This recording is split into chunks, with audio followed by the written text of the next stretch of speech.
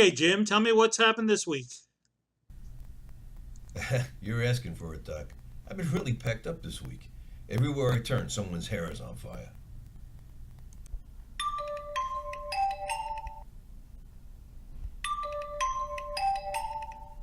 Wait, Doc, let me get this. Yeah, I don't know. Figure it out. Okay, same to you. You see, Doc, people just can't function without me. Lots of people depending on you, huh, Jim? I got so many people depending on me to come true. I can't, and now I have this feeling inside me that's driving me crazy. It's like a pain in my stomach that keeps churning and churning, like they're playing a lacrosse game in there. Sounds like a lot of pressure, Jim. It's more than pressure. They can't seem to leave me alone.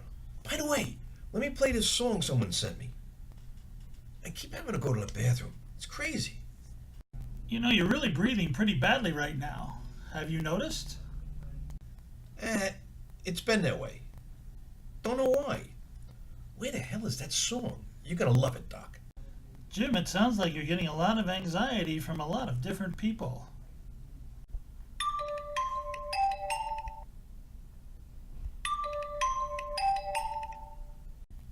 Wait. What? Another call? Hey, Jen, what's up? I think the black one looks best on you. Hey, I'm in a meeting. I gotta go. Okay, thanks. Like she can't pick out an outfit without calling me. Work is very hectic. In fact, it's the worst. Between the boss breathing by my neck and people calling me, it's ridiculous. Oh, I was gonna show you that song. Forget the song, Jim. Put the phone down, put it on Do Not Disturb. I want to show you something about organizing your time. Just a little diagram. Won't take 5 minutes.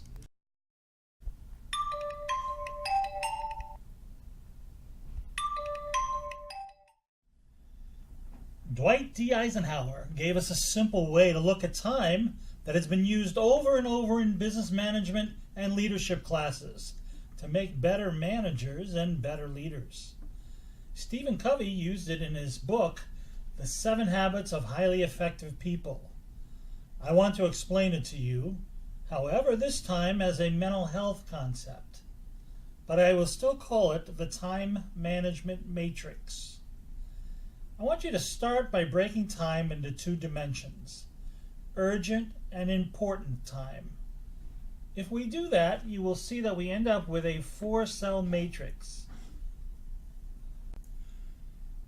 We put urgent and not urgent on one side of the matrix, and important and not important on the other side of the matrix. So quadrant 1 is urgent and important. Quadrant 2 is important but not urgent. Quadrant 3 is urgent but not important. And quadrant 4 is neither urgent or important. So here's where I take it from a personal perspective rather than a management perspective. If you put your personal needs and behaviors in these quadrants, you will find in quadrant 1 are things like major crisis, serious problems, health issues. Actually, a very little bit of life fits into this category, so very little time will be spent here.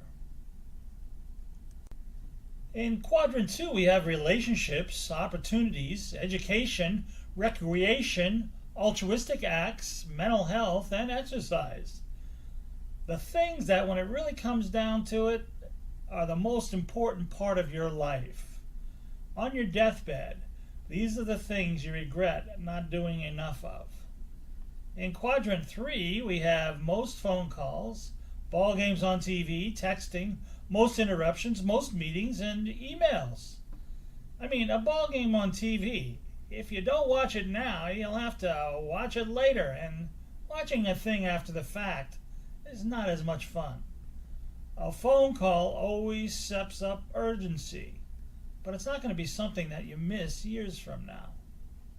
In quadrant 4, you get those things that do relax you, like getting on Facebook or watching reruns of shows you used to like, but they don't really amount to much in the long run.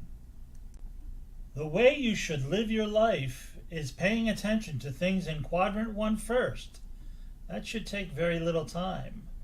scheduling and paying attention to quadrant 2, then quadrant 3, and finally a little time to reduce stress in quadrant 4. Essentially, life is living in quadrant 2, focusing on relationships, mental health, physical health, new opportunities, and the like. Unfortunately, people tend to go in this direction. They handle everything in quadrant 1, then move to other urgent things in quadrant 3. Then, if they have time left over from the activities of quadrant 1 and 3, they pay a little attention to quadrant 2. And then finally go to quadrant 4 to relax. This means they are putting quadrant 3 activities into quadrant 1 and pushing them ahead of quadrant 2. So they answer all the phone calls, all the texts, all the emails, watch all the ball games on TV, go to the meetings before they pay any attention to quadrant 2 activities. Very often they don't have time for quadrant 2 activities. This is called a blurring of priorities. Now, when someone does this, the activities in the second quadrant have to have a reaction. So they want to push into quadrant 1 as well. You see, a spouse starts saying, hey, if we're not going to get together, then I'm just going to leave. I didn't get married to be alone. The physical health starts breaking down. Stress overtakes your body on a consistent basis. In all, it is a complete and total breakdown of the things you value in quadrant 2. So what do you want to do then? Nothing. Quadrant 4 activities. Stare at the TV set. Medicate yourself with drugs or alcohol. This is the level of desperation. And living in quadrant 4 sounds real good then. So if our character in this cartoon continues living an urgent life, he will face burnout. That's what comes from lining up in quadrant 1 and 3. If he lives in quadrant 4, he will go into lethargy. But if he stays in quadrant 2 as much as possible, he can become centered. The same reaction happens to you. You have to push yourself into quadrant 2 activities as much as possible, and that will control your anxiety and control your time.